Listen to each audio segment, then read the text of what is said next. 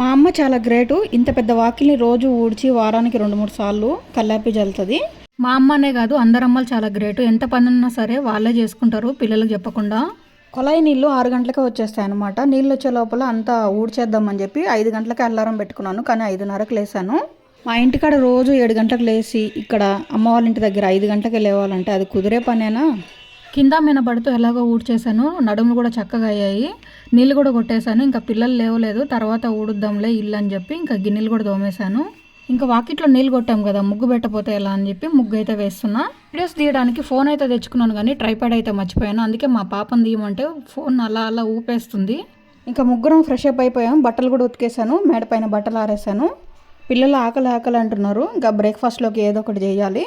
చపాతీ వంకాయ కర్రీ చేయాలనుకున్నా, కానీ చపాతీ పిండికి అయితే పురుగు పట్టేసింది. ఇంక ఇప్పుడు షాప్కి వెళ్ళి పిండి తెచ్చి చేసే లోపల లేట్ అవుద్దని చెప్పి ఇంట్లో ఉప్మా రవ్వ ఉంది, ఉప్మా చేసేసా. ఇది మా మార్నింగ్ రొటీను. ఇవాళ సండే కదా, అందరు ఇంట్లోనే ఉంటారు. మీరు బ్రేక్ఫాస్ట్కి ఇవాళ ఏం చేశారో కామెంట్ చేయండి.